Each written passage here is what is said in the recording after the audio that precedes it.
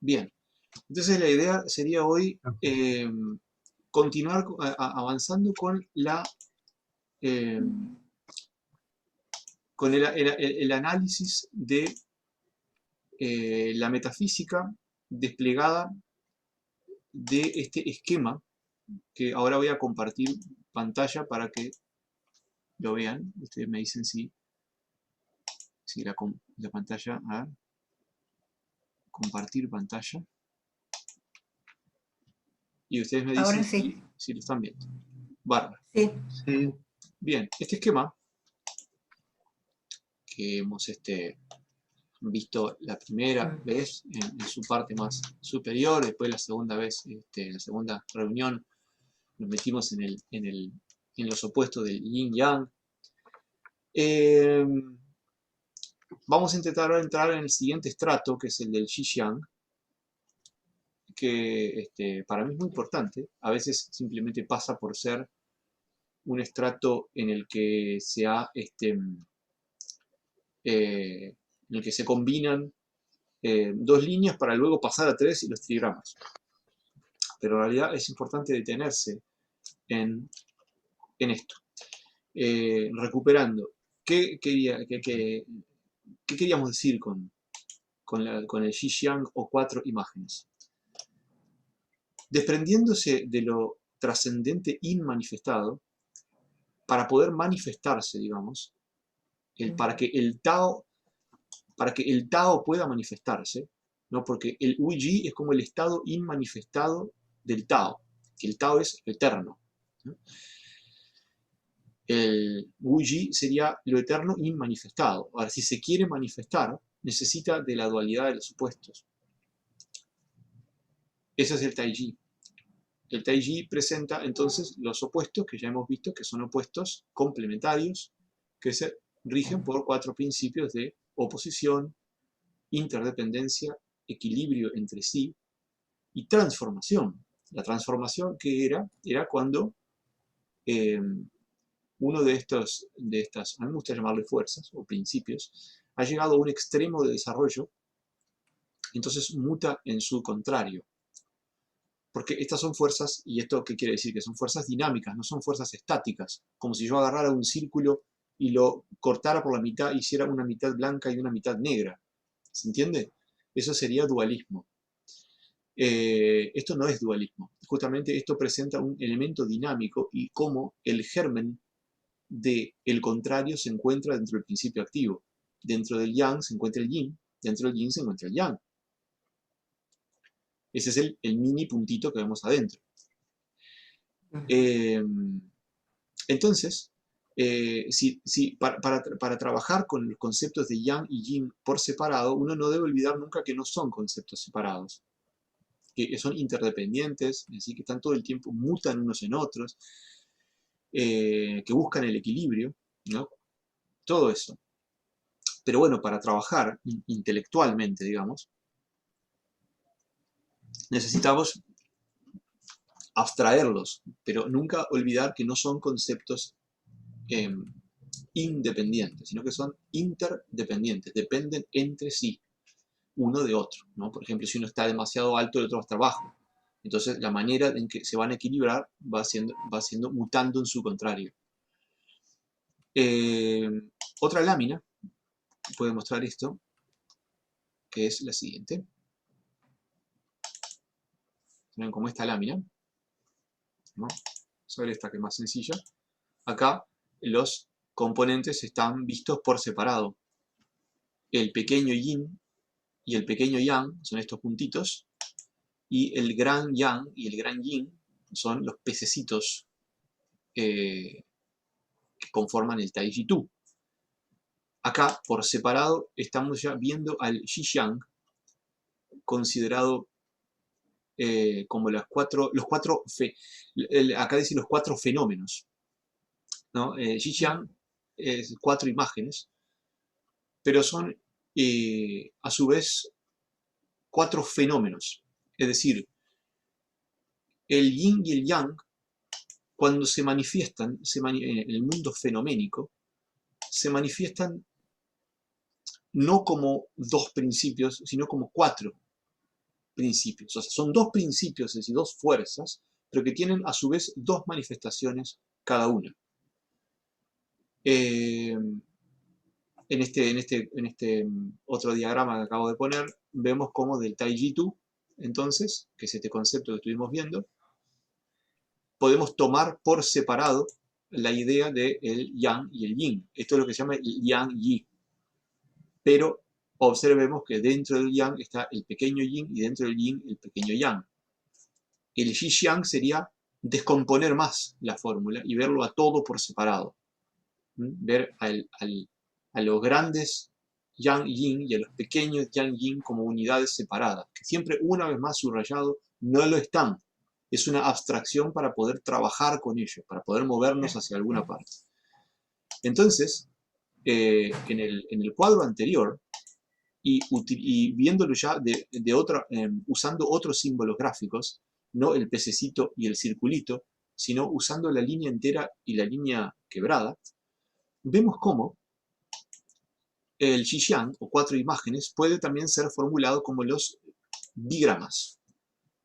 Los bigramas, que ahora pongo una lámina más, los bigramas, entonces representarían a esa descomposición que acabamos de hacer recién del Yang-Yi. Un momentito. ¿No? Los bigramas de alguna manera van a representar a esto, ¿no? Pero con otro esquema gráfico distinto, ¿no?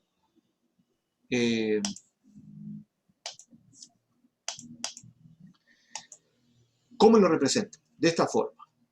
La línea Yang, de la cual se ha partido, va a funcionar como la base de los dos primeros bigramas. Y la línea Yin, ¿no? El otro principio, va a funcionar como la base de los dos bigramas siguientes.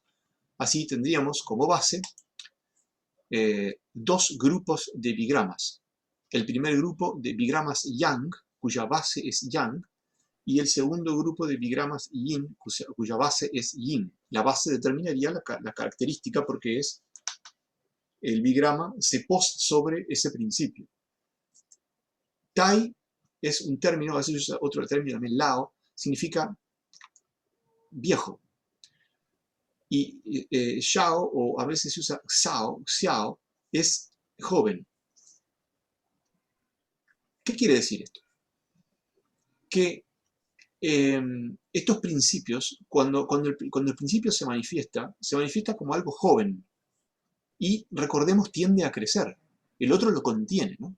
Tiende a crecer y a crecer y a crecer. Y ya cuando ha crecido hasta un punto que ya está por rebasar sus capacidades, entonces es como que se desborda, de alguna manera se desborda, y opera el cuarto principio del Yin y Yang, que es la transformación mutando en su opuesto. Es decir, que tampoco es algo binario de que se es joven y se es viejo, pero de alguna manera hay que entenderlo, ¿no? Es algo que va en crecimiento, ¿no? Es algo analógico, no digital, pero de alguna manera, para conceptualizarlo, podemos decir que una fuerza Yin que recién aparece es joven, una fuerza Yang que recién aparece es joven. Ahora, la fuerza Yang, que ya apareció hace rato y se viene desarrollando y ya está, ¿no?, bien entrado, es Tai Yang, Yang viejo, y Tai Yin, Yin viejo. ¿Vieron cómo esto geométricamente quedó arreglado de esta forma? Los dos primeros bigramas tienen Yang abajo, los dos siguientes Yin abajo, y se les superpuso Yang y Yin. Tai Yang con un Yang arriba, Xiao Yin con un Yin arriba, Xiao Yang con un Yang arriba y Tai Yin con un Yin arriba. Es decir, que acá tenemos un orden matemática o geométricamente prolijo. Sin embargo, o sea que se entiende, el Tai Yang es enteramente Yang, el Tai Yin enteramente Yin, pero el Xiao Yin y el Xiao Yang son mixtos. El Xiao Yin es un bigrama Yang que representa al Yin joven. O sea que siendo yang, representa a la fuerza yin que viene en ascenso. El Shaoyang es un bigrama yin. Siendo yin, representa al yang joven, al yang que viene creciendo. Ahora, lo caprichoso de esto es que en la naturaleza no se van a manifestar de esta manera, sino en otro circuito que vamos a pasar a ver ahora.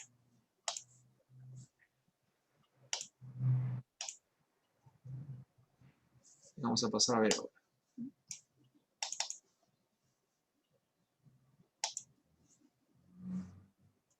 ¿Qué es el Shaoyang? Es la fuerza yang que aparece. Y si hacemos una analogía con, por ejemplo, un día, el Shaoyang sería el amanecer. El Tai-yang, el yang que ha crecido, ¿cuál sería? Sería el cenit, ¿no? La hora del mediodía. Por ejemplo, si el anterior fueran las 6 de la madrugada, estos serían las 12 del mediodía. A continuación, en el ocaso, cuando el sol se ha ocultado o cuando se está ocultando, la fuerza yin viene en ascenso. O sea que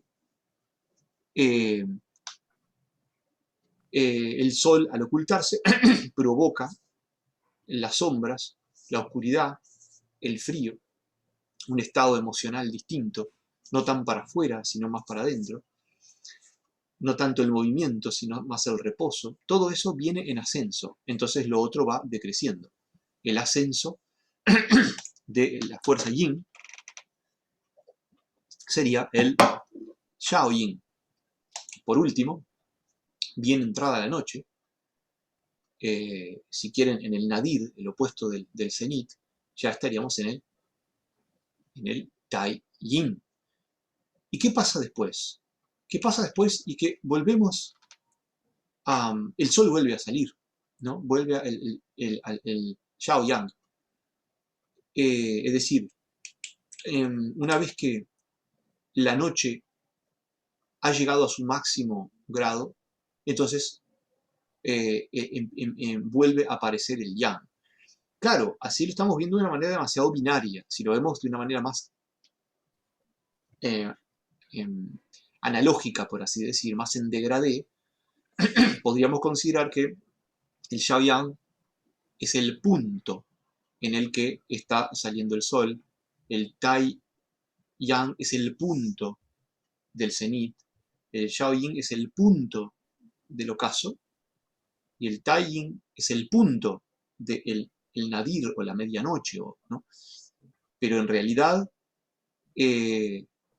vamos a tomar por ejemplo el Tai Yin, es el punto oscuro. Bueno, pero viene oscureciéndose desde acá, hasta que llega a su máximo punto de oscuridad. Un segundo después ya empieza a aparecer el Yang. ¿Sí?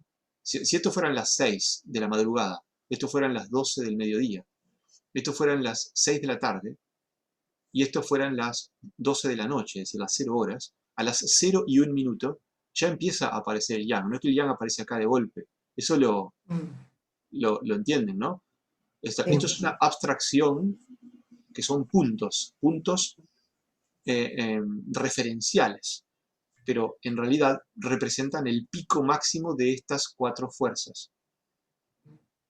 Si lo vemos ahora en otra dimensión de apreciación, por ejemplo,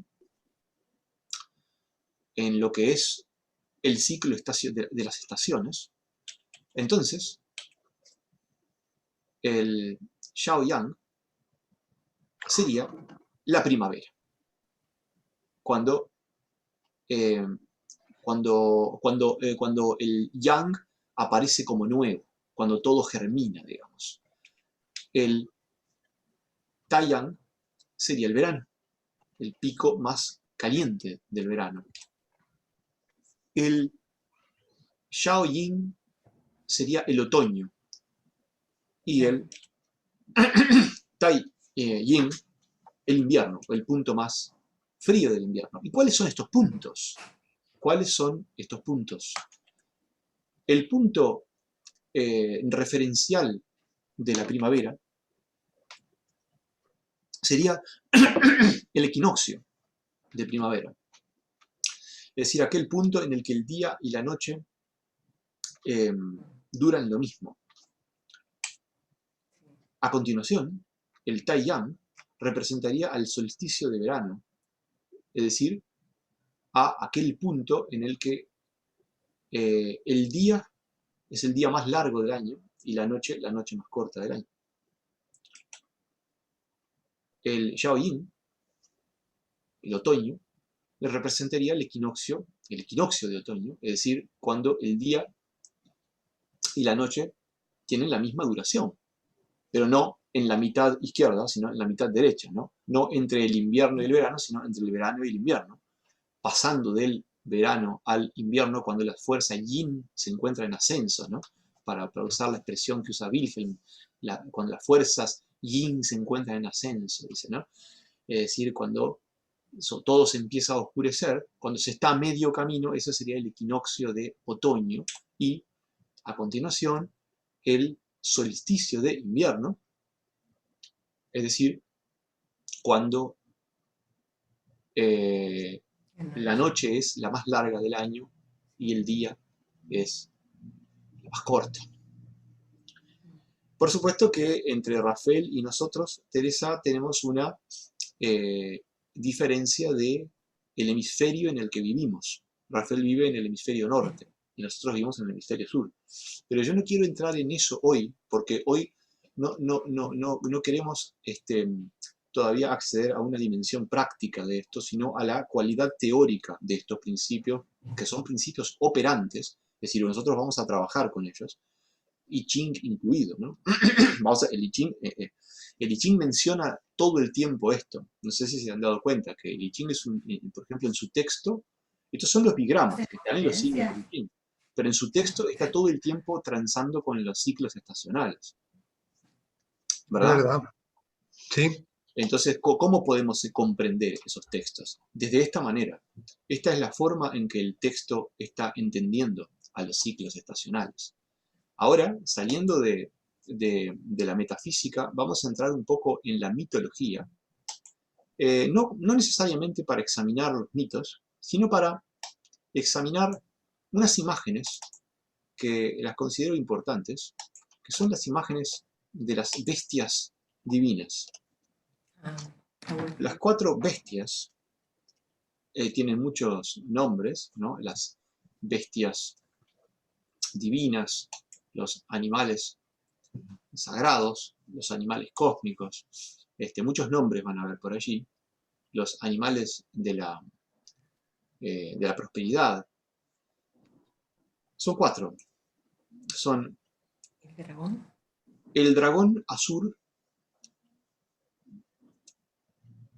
el pájaro vermellón, el tigre blanco y la tortuga negra, que no es solamente una tortuga, sino que es una tortuga envuelta en una serpiente, es un complejo, ¿tá? Pero le vamos a llamar la tortuga negra. Muchas veces en varias tradiciones a esto se le llama simplemente el guerrero negro y no la tortuga negra. El guerrero negro, es como una tortuga que está guerreando con una serpiente. Vamos a ver otra imagen. Acá vemos una imagen, una litografía ya tradicional, en la que podemos ver a las 4 bestias. El tigre blanco, sí, si bien está en blanco y negro, ¿no? El tigre blanco, el pájaro vermellón, el dragón, que es un símbolo importantísimo, el dragón chino es un animal importantísimo, es un animal, por supuesto, no real, es un animal mítico, ¿no? Es un animal mítico. Que no tiene una existencia real. Es más, el dragón chino tiene varias diferencias con el dragón occidental. Es un complejo estructural bastante complicado, ¿no? Tiene como una cabeza de camello, como unas patas de águila, como un cuerpo de serpiente. Y acá está la tortuga negra luchando con la serpiente. la siguiente lámina. Vamos a ver, le estoy mostrando diferentes apreciaciones. En la siguiente lámina ya vemos a los animales dispuestos cardinalmente. Esta lámina, que la hizo algún artista, o esta otra, ya intenta situar a los animales en los correspondientes puntos cardinales. La tortuga en el norte, arriba, el pájaro bermellón, abajo, el pájaro rojo, al sur, al oeste el tigre, y al este el dragón, que el dragón es el nombre es el dragón azur, porque el término es un término que refiere a una gama de colores que no es necesariamente ni el azul ni el verde. El azur es como un color que está entre el celeste y el añil, es un color o nosotros podríamos, eso en la clasificación tradicional de los colores. En la clasificación moderna, el azur es un color que está entre el cian y el, no sé, y el azul oscuro. Es como, usted conoce el turquesa, ¿no? El turquesa. ¿Han escuchado ese término? Sí, Color Sí, turquesa. sí, Es algo sí. parecido. Por eso a este dragón a veces se le llama, es muy común escucharlo como el dragón verde, o también el dragón azul, o a veces el dragón verde azul, o el dragón azur, que es esa gama de azul intermedia. Estos colores no son caprichosos, son colores que responden a... acá tenemos una lámina donde el dragón aparece de color verde, por ejemplo, ¿no? Es muy común verlo pintado de verde también, ¿no? Además de azul. Esta clasificación que estoy mostrando de los animales sagrados, que aquí la tienen en un diseño en el que se ve claramente los puntos cardinales, norte, sur, este y oeste.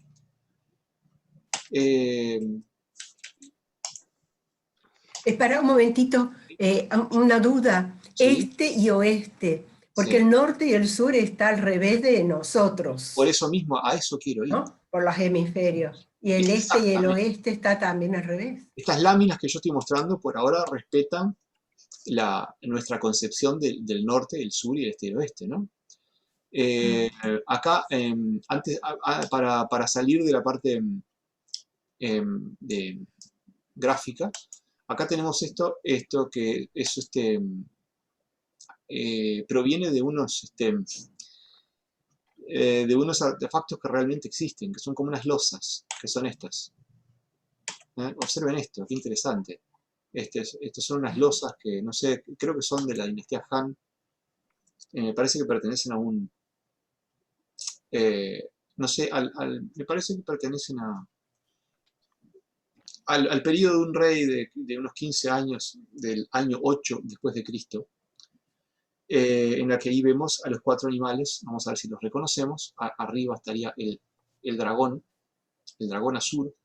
Acá tenemos el tigre blanco, el pájaro bermellón abajo a la izquierda, y abajo a la derecha la tortuga negra, que vieron que siempre está entrelazada con una serpiente. Por ahora no podemos discutir exactamente qué quiere decir eso, ¿no? Pero es una... después varios mitos podemos examinar para ver por qué está entrelazado con una serpiente. Pero desde ya les puedo decir que, como adelanto, que de alguna manera tienen que ver con los órganos celestes que en órganos celestiales que corresponderían en el mundo material el estómago y el intestino. Pero eso lo vamos a tratar en otra oportunidad. La cuestión es que estos puntos cardinales que hemos visto, que en esta lámina se ven clarito, en realidad los chinos no lo ven así, sino que lo ven de otra manera. A ver si lo logro invertir. Lo ven así. Es decir, la tortuga negra es el norte. Bueno, pero el norte está para abajo, porque, claro, para los chinos, en el hemisferio norte, lo oscuro viene del polo norte. ¿Y del sur qué viene? Del Claro, sur viene el Ecuador. O sea, claro. lo luminoso y el calor viene del Ecuador. Por eso el pájaro bermellón se lo considera mitológicamente surgido del Polo Sur, ¿no? Ha nacido del Polo Sur y viene desde el sur. Luego, el dragón azul eh, quedaría situado hacia el este, que el este ahora lo vamos a tener que ver hacia nuestra izquierda, y el oeste hacia nuestra derecha, el tigre blanco.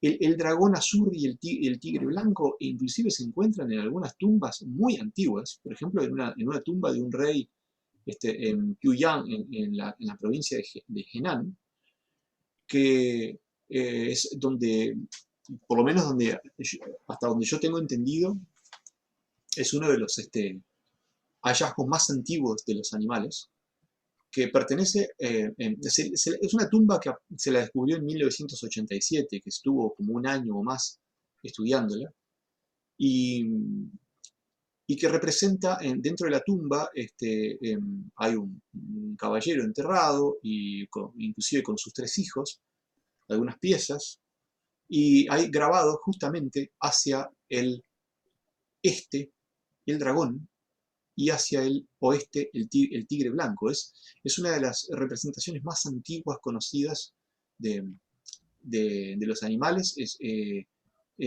fechado posiblemente en el 5300 antes de Cristo.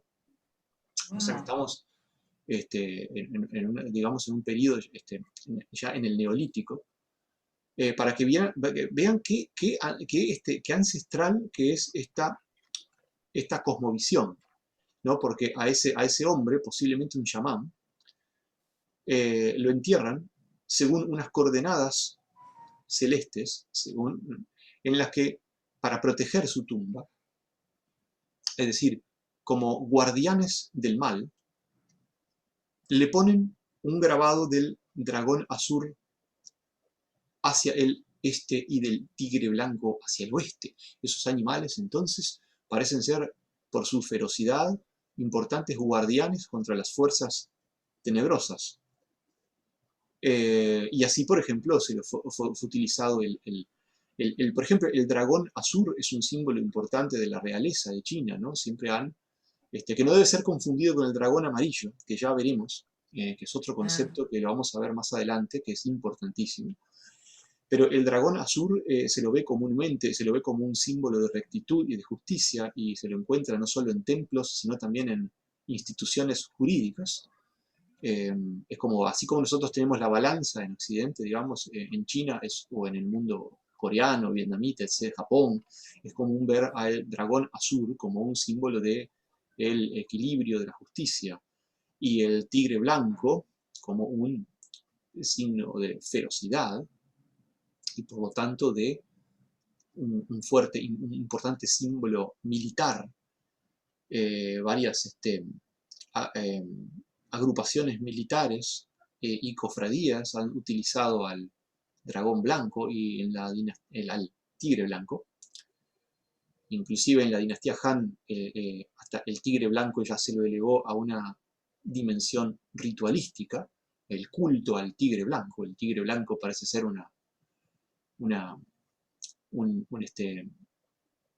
un símbolo de adoración durante la dinastía Han.